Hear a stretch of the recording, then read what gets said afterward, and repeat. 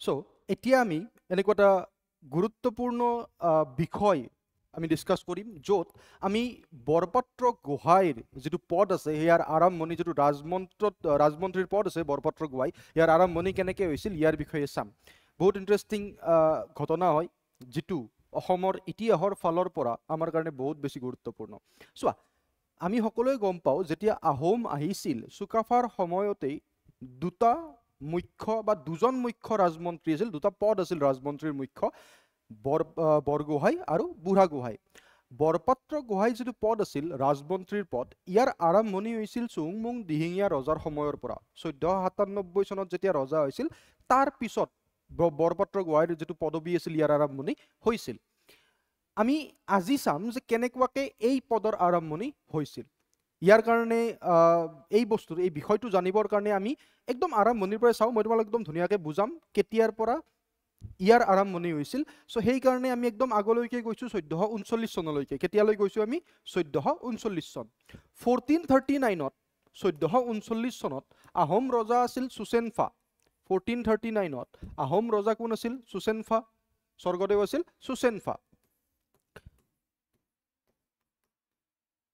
সুচেনফা ৰজা আছিল 1439 চনত তেখেতৰ কাৰ্যকাল 1439 ৰ পৰা 1488 লৈকে 1488 চনলৈকে সুচেনফা কোঁৱৰ ৰজা হৈছিল স্বৰ্গদেউ সুচেনফাৰ মৃত্যুৰ পিছত সুচেনফাৰ মৃত্যুৰ পিছত তেখেতৰ পুত্ৰ ৰজা হৈছিল নাম আছিল চুৱানফা কোঁৱৰ কেতিয়া ৰজা হৈছিল চুৱানফা কোঁৱৰ ৰজা হৈছিল সুচেনফাৰ মৃত্যুৰ পিছত 1488 চনত চুৱানফা কোঁৱৰ ৰজা হ'ল সো তেখেতৰ পুত্ৰৰ নাম হৈছে চুৱানফা কোঁৱৰ বা চুৱানফা কোঁৱৰ ৰজা হৈছিল সুচেনফাৰ মৃত্যুৰ পিছত 1488 চনত সো তেখেতৰ কাৰ্যকাল মনত ৰাখিবা 1488 আৰু তাৰ পিছত তেখেতৰ কাৰ্যকাল আছিল 1488 ৰ পৰা 1493 চনলৈ 1493 লৈকে এতিয়া চোৱা চুৱানফা কোঁৱৰৰ কাৰ্যকাল এই কাৰণেই গুৰুত্বপূৰ্ণ কাৰণ তেওঁৰ সময়ত কোচসকলে আহোম আক্ৰমণ কৰিছিল নগাসকলে আহোম আক্ৰমণ কৰিছিল আৰু তাৰ লগতে কছাৰীসকলেও আহোম আক্ৰমণ কৰিছিল এতিয়া কোচ আৰু নগাৰ পিছত যেতিয়া কছাৰীসকলে আহোম আক্ৰমণ কৰিলে তেতিয়া চুৱানফাৰ যিজনী জীয়ৰী আছিল লাংজি চুৱানফাৰ জীয়ৰীজনীৰ নাম কি আছিল ডটাৰৰ নাম আছিল লাংজি কি আছিল লাংজি তো কি হ'ল চুৱানফা কোঁৱৰে কি কৰিলে স্বৰ্গদেউ চুৱানফাই কি কৰিলে নিজৰ জীয়েক লাংজিক বিয়া দিলে কছাৰীসকলৰ লগত কাৰ লগত কছাৰীসকলৰ লগত বিয়া দিলে মনত ৰাখিবা মই কি কৈছিলো যে চুৱানফাৰ সময়ত নগাসকলে কোচসকলেও আক্ৰমণ কৰিছিল তাৰ লগতে কছাৰীসকলেও আক্ৰমণ কৰিছিল আৰু পিছত চুৱানফাই কি কৰিলে নিজৰ জীয়ৰী লাংজিক বিয়া দিলে কছাৰীসকলৰ লগত আৰু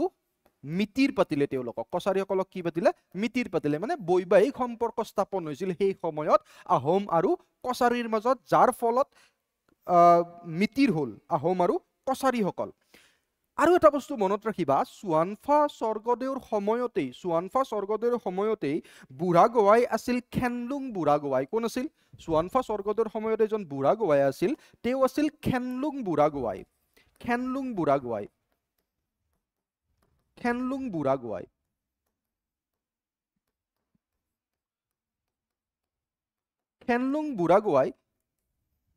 বুঢ়াগোহাঁই মানে সেই সময়ত গমেই পাইছা প্ৰধানমন্ত্ৰী ৰাজমন্ত্ৰী গোহাঁইসকলৰ সকলোতকৈ ওপৰত তো খেনলুং বুঢ়াগোহাঁই সেই সময়ৰ ৰাজমন্ত্ৰী আছিল উচ্চ ৰাজমন্ত্ৰী বা বুঢ়াগোহাঁই পদত অধিষ্ঠিত আছিল খেনলুং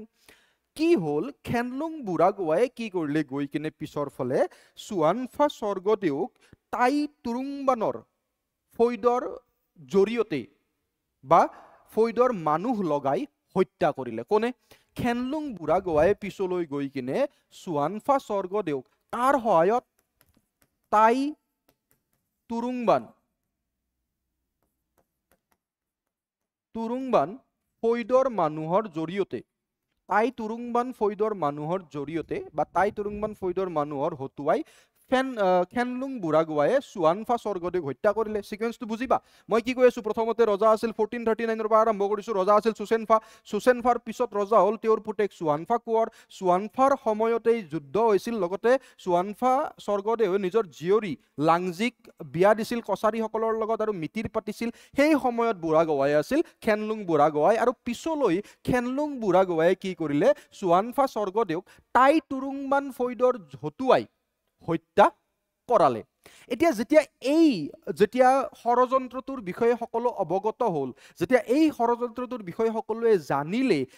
এই বস্তুটো জানি যিবোৰ বাকি দা ডাঙৰীয়া আছিল অন্য যিবোৰ কোন আছিল দা ডাঙৰীয়া আছিল তেওঁলোকে কি কৰিলে চুৱানফা স্বৰ্গদেউক বধ কৰাৰ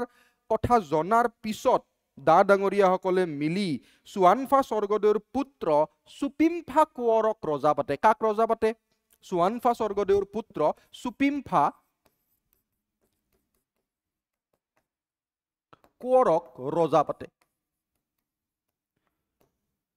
মন দিবা চুৱানফা কোঁৱৰক যেতিয়া হত্যা কৰিছিল খেনলুং বুঢ়াগোহাঁয়ে তাই তুৰুংবান ফৈদৰ জৰিয়তে তাৰ পিছত এই বস্তুটো যেতিয়া অৱগত হ'ল বাকি দা ডাঙৰীয়া আহোম দা ডাঙৰীয়া সকলে মিলি কি কৰিলে খেনলুং বুঢ়াগোহাঁইৰ অনিচ্ছা সত্ত্বেও বা ইচ্ছাৰ বিৰুদ্ধে গৈ কাৰণ খেনলুং বুঢ়াগোহাঁয়ে বিচৰা নাছিল যে চুপিমফা কোঁৱৰ ৰজা হওক তো ইচ্ছাৰ বিৰুদ্ধে গৈ অন্য দা ডাঙৰীয়া সকলে চুৱানফা স্বৰ্গদেউৰ পুত্ৰ চুপিমফা কোঁৱৰক ৰজা পাতে আৰু আমাৰ ৰজা হ'ল বা আহোমৰ ৰজা হ'ল স্বৰ্গদেউ চুপিমফা তেখেতৰ কাৰ্যকাল আছিল 1493 চনৰ পৰা 1497 চন ঠিক আছে এই বস্তুটো গম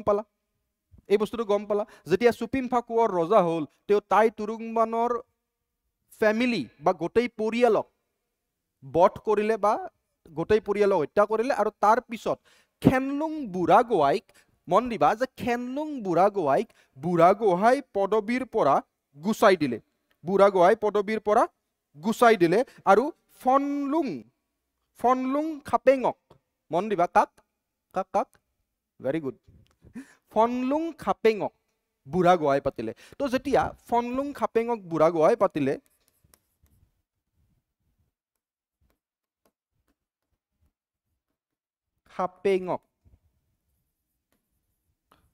ফনলুং খাপেঙক বুঢ়াগোহাঁই কাটিলে কোনে চুপিমফা কোঁৱৰে খেনলুং বুঢ়াগোহাঁইক আঁতৰাই বা বুঢ়াগোহাঁই পদৰ পৰা বহিষ্কাৰ কৰি চুপিমফা স্বৰ্গদেৱে কাক বুঢ়াগোহাঁই পাতিলে ফনলুং খাম্পেঙক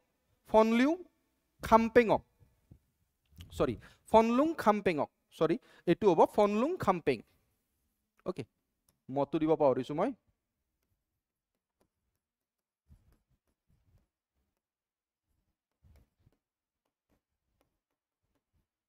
ফনলুং খাম্পেঙক সো ফনলুং খাম্পেঙক কি পাতিলে বুঢ়াগোহাঁই পদত অধিষ্ঠিত কৰিলে কোনে চুপিমফা কোঁৱৰে এই বস্তুনি গম পালা বুজি পালা এতিয়া চোৱা সিকুৱেন্সটো গৈ আছে সিধা সিধি যেতিয়া চুপিমফা কোঁৱৰ ৰজা হ'ল তেওঁ তাই তুৰুংবানৰ পৰিয়ালকটো বধ কৰিলেই তাৰ পিছত খেনলুং বুঢ়াগোহাঁই পদৰ পৰা বহিষ্কাৰ কৰি ফনলুং খাম্পেঙক কি পাতিলে বুঢ়াগোহাঁই পদত অধিষ্ঠিত কৰিলে এতিয়া সিকুৱেন্সটো চাবা এতিয়াৰ পৰাই আৰম্ভ হ'ব কাহিনীটো যে কেনেকুৱাকে বৰপাত্ৰ গোহাঁই পদৰ আৰম্ভণি হৈছিল ওকে এতিয়া চোৱা এদিন কি হ'ল চুপিমফা স্বৰ্গদেৱে নগাৰ খুনবাও এদিন কি হ'ল এই যে চুপিমফা স্বৰ্গদেৱ আছিল চুপিমফা স্বৰ্গদেৱে কি কৰিলে নগাসকলৰ খুনবাও মানে লিডাৰ নগা খুনবাও বুলি কয় খুনবাও মানে লিডাৰ অসমীয়া ঠিক আছে তো নগাৰ খুনবাও সেই সময়ৰ আছিল নগাৰ খুনবাও কাৰাংগাপাৰাৰ লগত এখন মিটিং কৰিছিল আহোম ৰাজসভাতে হৈছিল এই মিটিংখন নগা খুনবাও নগা খুনবাও কোন আছিল কাৰাংগাপাৰাৰ লগত এখন মিটিং পাতি আছে এই মিটিঙৰ সময়ছোৱাত যেতিয়া তেওঁলোক গুচি গ'ল আৰু যেতিয়া মিটিঙৰ পিছত চুপিমফা অন্তপুৰলৈ আহিল মানে যি কোঠাত ৰাণী বসবাস কৰে যি কোঠাত কোন বসবাস কৰে ৰাণী বসবাস কৰে তো যেতিয়া তেওঁ মানে তোমাৰ মিটিঙৰ পিছত যেতিয়া ৰাজকীয় যেতিয়া বিষয়বোৰৰ কথা বতৰা কমপ্লিট হ'ল তাৰ পিছত যেতিয়া ৰজা অন্তপুৰলৈ আহিল অন্তপুৰ মানে যি জেগাত ৰাণী বসবাস কৰে যিবোৰ কোঠাত ৰাণী বসবাস কৰে তো অন্তপুৰলৈ যেতিয়া আহিল তেতিয়া চুপিমফাৰ যিজনী তোমাৰ ৰাণী আছিল চুপিমফাৰ ৰাণী তেতিয়া গৰ্ভৱতী আছিল চুপিমফাৰ ৰাণী কোন আছিল কি আছিল গৰ্ভৱতী আছিল তেতিয়া চুপিমফাৰ ৰাণী গৰ্ভৱতী আছিল আৰু সেই সময়ত চুপিমফাৰ চমুৱা কুঁৱৰী যিজন আছিল ৰাণী যিজন আছিল তেওঁ কি কৰিলে কাৰাংগাপাৰৰ বিষয়ে বা তেওঁৰ গুণ বাসনা কৰিলে কাৰাংগাপাৰৰ গুণ বাসনা কৰিলে যে দেখাত ভাল এনেকুৱা তো গুণ বাসনা কৰিলে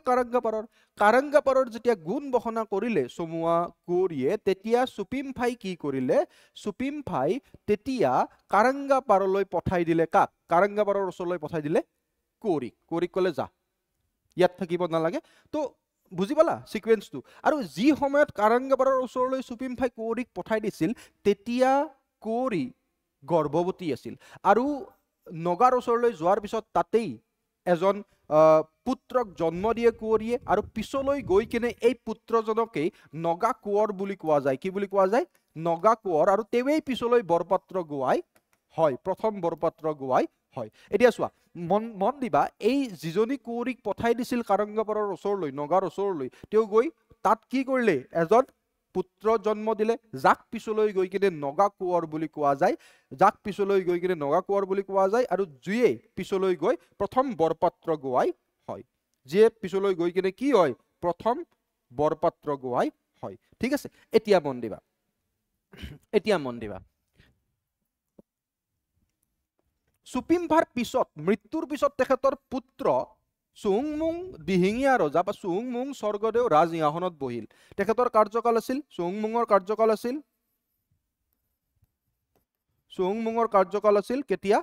তেখেতৰ কাৰ্যকাল আছিল 1497 চনৰ পৰা 1539 চন তাৰ পিছত শুক্লেনমুং ৰজা হৈছিল 1539 পৰা 1552 গড়গয়া ৰজা বাদ দিয়া এতিয়া আমাক লাগে চুহুংমুঙৰ কথা তো চুহুংমুং স্বৰ্গদেউ যেতিয়া ৰজা হ'ল চুপিমফাৰ পিছত সেই সময়ত কি কৰিলে জানানে এবাৰ কি হ'ল জানা এই যে নগা কোঁৱৰ আছিল অৰিজিনেলি আহোম পুত্ৰই আছিল আহোম কোঁৱৰেই আছিল তেওঁ কি হ'ল এবাৰ চুহুংমুং দিহিঙীয়াৰ ৰাজসভাত কৰ পৰিশোধ কৰিবলৈ বছৰি থাকে ন নিয়ম কিছুমান যে কৰ দিব লাগে তো নগাৰ ফালৰ পৰা নগা কোঁৱৰজনে কি কৰিলে আহোম ৰাজসভালৈ আহিলে মানে চুহুংমুং দিহিঙীয়া ৰজাৰ ওচৰলৈ আহিলে কৰ পৰিশোধ কৰিবলৈ আৰু এই কৰ পৰিশোধ কৰিবলৈ অহাৰ সময়তেই চুহুংমুং দিহিঙীয়া ৰজাই যেতিয়া তেওঁৰ বিষয়ে গম পালে যে তেওঁ সেইজনেই যুৱক বা সেইজনেই ৰাজকোঁৱৰ যাৰ বংশধৰ আহোমৰ ৰজা হয় তো তাৰ পিছত কি কৰিলে চুহুংমুং দিহিঙীয়া ৰজাই কি কৰিলে এই নগা কোঁৱৰজনক নিজৰ তাত থাকিবলৈ দিলে বা সমাদৰে ছপাই লৈছিল ঠিক আছে তোমালোকে ক'ব পাৰা যে চুহুংমুং দিহিঙীয়াই নগা কোঁৱৰক সমাদৰে ছপাই লৈছিল আৰু ছপাই লোৱাৰ পিছত এই নগা কোঁৱৰজনৰ কাৰণেই এটা নতুন পদবীৰ আৰম্ভ কৰিছিল সেই পদবীটো আছিল বৰপাত্ৰ গোহাঁই সেই পদবীটোৱে কি আছিল বৰপাত্ৰ গোহাঁই আৰু তেওঁৰ নাম আছিল কনচেং বৰপাত্ৰ গোহাঁই তেওঁৰ নামে কি আছিল তেওঁৰ নাম আছিল কনচেং বৰপাত্ৰ গোহাঁই তেওঁ পিছলৈ কনচেং বৰপাত্ৰ গোহাঁই হিচাপে অসমৰ প্ৰথমজন বৰপাত্ৰ গোহাঁই হৈছিল তেওঁ পিছলৈ কি হৈছিল কনচেং বৰপাত্ৰ গোহাঁইৰ নামেৰে প্ৰথমজন বৰপাত্ৰ গোহাঁই হৈছিল অসমৰ ঠিক আছে তো কনচেং বৰপাত্ৰ গোহাঁই প্ৰথম অসমীয়া বৰপাত্ৰ গোহাঁই আৰু তেতিয়াৰ পৰাই অসমত তিনিজন ৰাজমন্ত্ৰীৰ পদবী আৰম্ভ হৈছিল য'ত আগৰ দুজন মানে বৰগোহাঁই বুঢ়াগোহাঁইৰ লগতে বৰপাত্ৰ গোহাঁইও সন্মিলিত হৈছিল বুজি পালা এনেকৈ আৰম্ভ হৈছিল বৰপাত্ৰ গোহাঁই পদবীটোৰ আই হোপ তোমালোকে বুজি পালা আমি সিকুৱেন্সটো যেতিয়া চালো আগৰ পৰা যেতিয়া আমি সিকুৱেন্সটো চালো যে কেনেকৈ চুচেনফা ৰজা হৈছিল তাৰপিছত চুহানফা ৰজা হৈছিল খেনলুং বুঢ়াগোহাঁই বিষয়ে আমি চালো আমি ফনলুং খামপেঙৰ বিষয়ে চালো বুঢ়াগোহাঁইৰ বিষয়ে তাৰ পিছত চুপিমফাৰ পিছত চুহুংমুং দিহিঙীয়াৰ বিষয়ে চালো আমি কাৰাংগাপাৰৰ কথাও জানিলো ঠিক আছে বুজি পালা ওকে ভেৰি গুড তো এইখিনি আছিল প্ৰথম বৰপাত্ৰ গোহাঁইৰ আৰম্ভণি এতিয়া আমি আৰম্ভ কৰোঁ চুহুংমুং দিহিঙীয়াৰ সময়ছোৱাত কি হৈছিল